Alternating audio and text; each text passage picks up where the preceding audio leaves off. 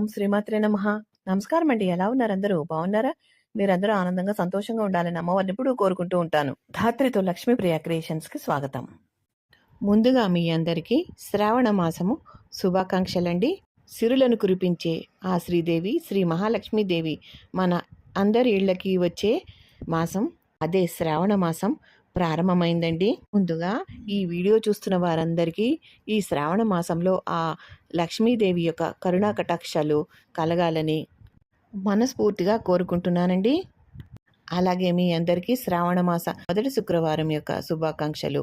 ఆ అమ్మవారు శుక్రవారం మన ఇంట అడుగుపెట్టే వేళ విశేషం అష్టైశ్వర్యాలు, సుఖ సంతోషాలని తెచ్చిపెడుతుందండి. అందుకనే మొదటి శ్రావణ శుక్రవారం పూజను అస్సలు వదులుకోకూడదు. ఈరోజు ఈ వీడియోలో మొదటి శ్రావణ శుక్రవారం రోజున నేను చేసుకున్న పూజా విధానాన్ని షేర్ చేస్తున్నాను. ఈ విధానం నచ్చితే మీరు మరొక శుక్రవారం ఈ విధంగా పూజ చేసుకోవచ్చు. ఈ లక్ష్మీ పూజని ఎవరు చేసుకోవచ్చు? ఈ మొదటి శుక్రవారము వరలక్ష్మి పూజ చేసుకోవచ్చా? ఇటువంటి విషయాలన్నీ కూడా ఈ వీడియోలో షేర్ చేస్తానండి. ఎక్కడా కూడా స్కిప్ చేయకుండా చివరి దాకా చూడండి. అలాగే ఈ వీడియో నచ్చితే కనుక తప్పకుండా లైక్ చేయండి. మీరు లైక్ చేయడం వల్ల నా వీడియోలు మరికొద్ది మందికి చేరతాయి. అందుకని తప్పకుండా లైక్ చేయండి, సపోర్ట్ చేయండి. అలాగే హైప్ ఆప్షన్ని ఇవ్వండి. అలాగే కొత్తగా చూస్తున్న వాళ్ళు మా ఛానల్ని సబ్స్క్రైబ్ చేసుకోండి. అప్పుడే మేము చేసే వీడియోలు మీకు నోటిఫికేషన్ రూపంలో వస్తాయి. మా వీడియోలు ముందుగా మీకు చేరతాయి. మా వీడియోని మీరు మిస్ కాకుండా చూడగలుగుతారు. మహిళలందరూ కూడా ఎంతో ఆతృతగా ఎదురు చూసే శ్రావణ మాసము వచ్చేసిందండి.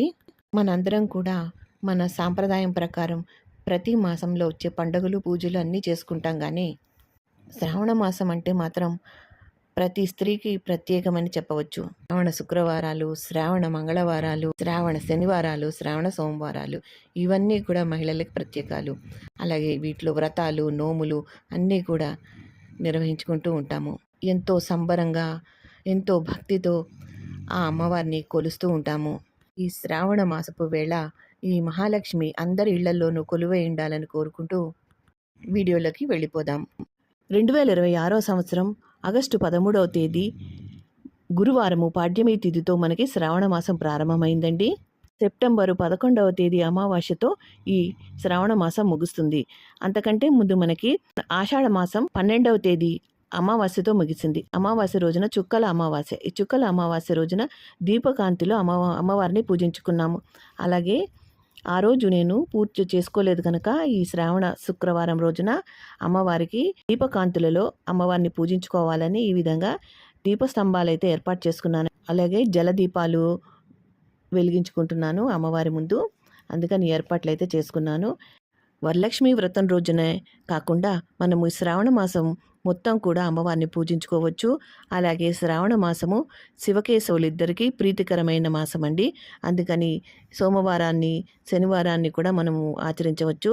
అలాగే శుక్రవారాలు 4 శుక్రవారాలు వచ్చాయి. అలాగే 4 శనివారాలు వచ్చాయి. అలాగే 4 సోమవారాలు వచ్చాయి. ఈ శ్రావణ మాసంలో ఈ 4 వారాల్లోనూ మీరు మీ ఇష్ట దైవాన్ని పూజించుకోవచ్చు, విశేషంగా పూజించుకోవచ్చు. నిత్యము మనము దీపారాధన చేసుకుని పూజలు అయితే చేసుకుంటూ ఉంటాం. కానీ ఈ శ్రావణ మాసంలో చేసే పూజలు మరింత విశిష్టమైనవి, అలాగే విశిష్టమైన ఫలితాలను కలిగిస్తాయి.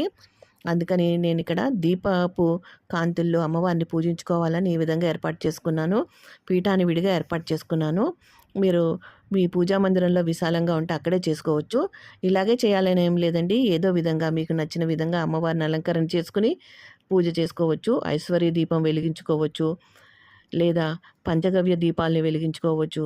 ఏదో ఒక విధంగా ఏదో ఒక సేవతో అమ్మవారిని పూజించుకోవచ్చు. శ్రావణ మాసంలో వచ్చే శుక్రవారాలకి ఎంత విశిష్టత ఉందో అంతే విశిష్టత సోమవారాలకు ఉంది, శనివారాలకు ఉందండి. అందుకని అలాగే మంగళవారాలకు ఉంది. శ్రావణ మాసంలో మంగళవారాల్లో సౌభాగ్యం కోసం స్త్రీలు ఆ లక్ష్మీదేవి అమ్మవారిని, గౌరీదేవి అమ్మవారిని పూజిస్తారు. అలాగే మహిళలు మంచి భర్త కోసం ఈ లక్ష్మీదేవి అమ్మవారిని, గౌరీదేవి అమ్మవారిని మంగళవారాలు, శుక్రవారాల్లో పూజిస్తూ ఉంటారు. పీఠాన్ని ఏర్పాటు చేసుకుని అమ్మవారి చిత్రపటాన్ని, విగ్రహాన్ని పీఠాల్లో ఏర్పాటు చేసుకున్నాను. అలాగే అమ్మవారు ఉన్న చోట అయ్యవారు కూడా ఉండాలి కనుక లక్ష్మీనారాయణ విగ్రహాలను కూడా పీఠంలో ఏర్పాటు చేసుకున్నానండి. అమ్మవారికి నిండుగా పసుపు కుంకాలనైతే సమర్పించుకున్నాను. మనము ఎంత అయితే నిండుగా అమ్మవారికి సమర్పిస్తామో అంతే నిండుగా అమ్మవారు మనకి సౌభాగ్యాన్ని ప్రసాదిస్తుంది. ముందుగా దీపారాధన కుందులకి ఏకహారతితో కానీ అగరబత్తితో కానీ వెలిగించుకుని దీపారాధన చేసుకోవాలి. విడిగా పీఠాన్ని ఏర్పాటు చేసుకోవాలి అని అనుకుంటే ఎక్కడైతే మనం పూజ ఏర్పాటు చేసుకుంటున్నామో అక్కడ చక్కగా గోమూత్రంతో కానీ పసుపుతో కానీ అలికి ముగ్గులు పెట్టి దానిపైన ఒక వస్త్రాన్ని పరిచి అమ్మవారి యొక్క పీఠాన్ని ఏర్పాటు చేసుకోవాలి. పీఠం పైన నేరుగా పటాన్ని పెట్టకుండా ఒక తమలపాకు కానీ బియ్యం కానీ వేసి వాటిపైన ఒక గుప్పెడు బియ్యం వేసి వాటిపైన పసుపు కుంకుమాలు వేసి ఆ తర్వాత విగ్రహాన్ని కానీ పటాన్ని కానీ పెట్టుకోవాలి. ఇలాగా చక్కగా అందమైన అలంకరణ అయితే చేసుకోవాలండి మీ స్తోమతను బట్టి. అయితే ప్లాస్టిక్ పువ్వులు అవి వాడకుండా ఈ విధంగా మీకు ఎన్ని కుదిరితే అన్ని పూలతో మాత్రమే అలంకరణ అయితే చేసుకోండి. ఈ శ్రావణ మాసం అంతా కూడా ఈ విధంగా చేయడానికి ప్రయత్నం చేయండి. ప్లాస్టిక్ పూలతో అలంకరణ అయితే చేయకుండా ఉంటేనే మంచిదండి. నేను ఇక్కడ జలదీపాలు పెట్టుకోవడానికి గాజు బాటిల్స్ అయితే తీసుకున్నానండి, ఫ్లవర్ వాజులో. అందులో ముప్పావు వంతు వరకు నీళ్లు పోసి మిగిలిన పావు వంతు పూజా సామాగ్రి అమ్మే చోట జలదీపాలు వెలిగించుకోవటానికి ఒత్తులు అంటే ఇస్తారు. లేని పక్షంలో మీరు ఒక అట్టముక్కను గుండ్రంగా కట్ చేసి మధ్యలో చిన్న రంధ్రం చేసి దానిలో ఒక పువ్వొత్తు ఉంచి అది పెట్టి వెలిగించుకోవచ్చు. లేదు అంటే ఒక తమలపాకుని గుండ్రంగా కట్ చేసి మధ్యలో ఒక రంధ్రం చేసి దాని ద్వారా పువ్వొత్తిని పైకి లాగి దీపం వెలిగించుకోవచ్చు. ఈ విధంగా దీపారాధన చేసుకున్న తర్వాత పసుపు కుంకుమ గంధం అక్షతలు అన్నీ సమర్పించి దీపజ్యోతికి నమస్కరించుకోవాలి. ఏ పూజకైనా ముందుగా పూజించాల్సింది విఘ్నేశ్వరుని కనుక ఆ విఘ్నేశ్వరుని కూడా పూజ చేసుకోవాలి. స్వామి, నేను ఈ 4 వారాలు కూడా అమ్మవారిని పూజిస్తాను, నిర్విఘ్నంగా పూజ నిర్వహించుకునేటట్టు చూడు స్వామి అని ఆ స్వామివారిని వేడుకోండి. అమ్మవారు మన ఎదురుగా ఉన్నారు, ఆ చిత్రపటంలో వచ్చి కూర్చున్నారు అనే భావనతోటే పూజ చేసుకోవాలండి. అమ్మవారికి ఆవాహనం పలికి ఆసనం సమర్పించి పూజ చేసుకోవాలి. కామాక్షి దీపాలుంటే ఏర్పాటు చేసుకోండి. నా దగ్గర ఇక్కడ గజలక్ష్మి దీపాలు ఉంటే ఏర్పాటు చేసుకున్నాను. దీపపు కుందులలో ఆవు నెయ్యి కానీ కొబ్బరి నూనె కానీ నువ్వుల నూనె కానీ వేసి దీపపు కుందులలో ఆవు నెయ్యి కానీ కొబ్బరి నూనె కానీ నువ్వుల నూనె కానీ వేసి ఆరాధన చేసుకోవాలి.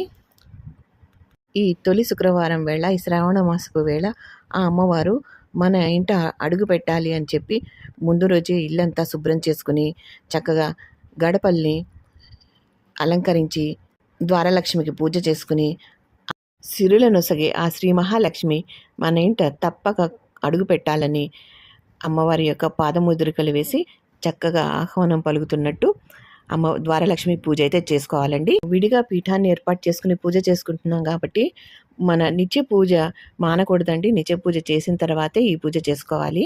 అమ్మవారికి అర్ఘ్యపాద్యాలను సమర్పించి పసుపు కుంకాలు సమర్పించి దీప నైవేద్యాలు సమర్పించుకోవాలి. నేను ఇక్కడ పళ్ళని నైవేద్యంగా సమర్పిస్తున్నానండి. మీరు ఏదైనా వండి కూడా నైవేద్యంగా పెట్టొచ్చు, లేదా కొబ్బరికాయన్నా కూడా కొట్టి నైవేద్యంగా సమర్పించుకోవచ్చు. మొదటి శుక్రవారం మీరు వ్రతంగా చేసుకోవాలి. మిగతా శుక్రవారాలు మాకు కుదరట్లేదు అనుకుంటే తప్పకుండా చేసుకోవచ్చండి. ఈ 4 శుక్రవారాల్లో ఏదో ఒక శుక్రవారం మీరు వ్రతాన్ని చేసుకోవచ్చు. కాకపోతే మన వ్రత కథలో మాత్రం శ్రావణ మాసంలో పౌర్ణానికి ముందు వచ్చే శుక్రవారం రోజున వ్రతం చేయాలి అని శాస్త్ర ప్రకారం చెప్పబడింది. కాబట్టి ఆ రోజు చేసుకుంటాం. కానీ ఆ రోజు కుదరని వాళ్ళు మీకు ఏ వారం అయితే కుదురుతుందో ఆ వారం చేసుకోవచ్చు. కలశం ఆనవాయితీ ఉన్నవాళ్ళు తప్పకుండా కలశం పెట్టుకుని పూజ చేసుకోవచ్చు. కానీ కలశం ఆనవాయితీ లేని వాళ్ళు, వద్దు అనుకున్న వాళ్ళు లేకుండా కూడా ఈ పూజ చేసుకోవచ్చండి. వ్రతంలా చేసుకునే వాళ్ళు వ్రత కథ చదువుకుని పూజ అంతా అయిన తర్వాత అక్షంతలు తలపై వేసుకోవాలి. ఈ వ్రత కథ పూర్తి పూజా విధానము వరలక్ష్మి వ్రతానికి సంబంధించినటువంటి మరొక వీడియో షేర్ చేస్తానండి. తప్పకుండా నా ఛానల్ని సబ్స్క్రైబ్ చేసి పెట్టుకోండి. ఈ వరలక్ష్మి పూజ చేసుకోవటానికి, శ్రావణ మాసము లక్ష్మీ పూజలు చేసుకోవటానికి ఎటువంటి ఆనవాయితీతో పని లేదండి. చెయ్యాలి అని మీరు సంకల్పించుకుంటే తప్పకుండా చేసుకోవచ్చు. ఎవరైనా ఈ పూజ చేసుకోవచ్చు. పెళ్ళైన వారు, పెళ్ళి కాని వారు, ఏ స్త్రీ అయినా ఈ పూజ చేసుకోవచ్చు. అలాగే దంపతులు ఇద్దరు కూడా కూర్చుని పూజ చేసుకోవచ్చండి. అయితే మొదటి శుక్రవారం కూడా వాయనం ఇవ్వవచ్చా అంటే మన శక్తిని బట్టి ఇవ్వవచ్చు. అమ్మవారికి పూర్తి వాయనం ఇవ్వచ్చు, లేదంటే పండు తాంబూలం ఇవ్వవచ్చు. ఒక ముత్తైదుకైనా మనం తాంబూలం ఇచ్చుకోవచ్చు. మన శక్తికి మించి ఎంతమందికైనా తాంబూలం ఇచ్చుకోవచ్చు. తాంబూలంలో 2 పళ్ళు, తమలపాకులు, ఒక్కలు, గాజులు, పువ్వులు, పసుపు, కుంకుమ ఇవి ఇవ్వచ్చండి. అయితే ప్యాకెట్లు ఉంటాయి చూడండి, చిన్న చిన్న ప్యాకెట్లు, అవి ఇవ్వకండి. పసుపు కుంకుమ నుదుటన కుంకుమ పెట్టి పసుపు చేతికి ఇచ్చి మంగళసూత్రాలకు రాసుకోమని చెప్పాలండి, అంతే అండి. ఇంటికి పొట్లాలు కట్టి ఇవ్వకూడదు. వాయినంగా అమ్మవారికి మాత్రం ఇచ్చుకోవచ్చు మనము. అమ్మవారికి ఇచ్చిన పసుపు కుంకాలను మాత్రం మనము ముత్తైదులకి పంచిపెట్టవచ్చు. లేదు అంటే మనమే రోజు నుదుటన ధరించవచ్చు, మొహానికి రాసుకోవచ్చు, కానీ పాదాలకి రాసుకోవద్దు.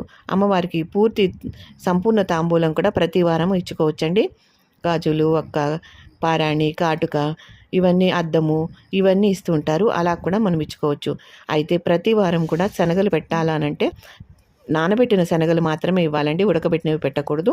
అలాగే ప్రతి వారము తాంబూలంలో శనగలు పెట్టాలంటే అది మన శక్తిని బట్టి ఉంటుందండి. పెట్టాలి అనుకుంటే పెట్టచ్చు, లేదు అని అంటే మనము ఏ రోజైతే వరలక్ష్మి వ్రతం చేసుకుంటున్నామో ఆ రోజు మాత్రం తప్పనిసరిగా వాయనంలో పెట్టి ఇవ్వాలి.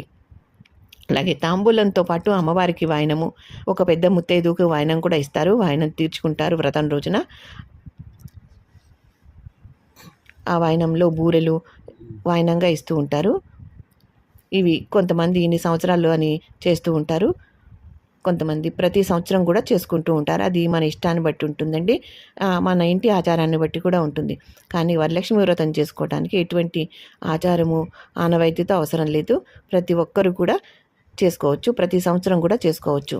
ఇది ఏ సంవత్సరానికి ఆ సంవత్సరం ఉద్యాపన తీర్చేసుకునే వ్రతం అండి. అమ్మవారి యొక్క అష్టోత్తర శతనామావళి, లక్ష్మీ అష్టోత్తర శతనామావళి చదువుకుంటూ పూజనైతే చేసుకోవాలండి. ఇవన్నీ ఏమీ రాని వాళ్ళు ఓం శ్రీ మాత్రే నమః, ఓం శ్రీ వరలక్ష్మీదేవి నమః అనే మంత్రాన్ని జపిస్తూ అక్షంతలు, పుష్పాలతోటి అమ్మవారికి పూజ అయితే చేసుకోండి. మనకి అందుబాటులో ఉన్న పుష్పాలే పుష్పాలతోటైనా అమ్మవారిని పూజించవచ్చు.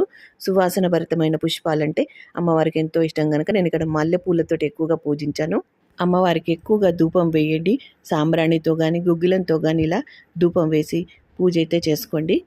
ఆ లక్ష్మీ కటాక్షం మనందరిపైన ఉండాలని కోరుకుంటూ మరొక్కసారి మీ అందరికీ మొదటి శ్రావణ శుక్రవారం శుభాకాంక్షలండి. ఈ వీడియో నచ్చితే తప్పకుండా లైక్ చేసి షేర్ చేసి సపోర్ట్ చేయండి. మరిన్ని ఇంట్రెస్టింగ్ వీడియోల కోసం మా ఛానల్ని సబ్స్క్రైబ్ చేసి పెట్టుకోండి. మరో మంచి వీడియోతో మళ్ళీ కలుస్తాను. నమస్కారం, ఉంటానండి. సర్వే జనా సుఖినో భవంతు. స్వస్తి.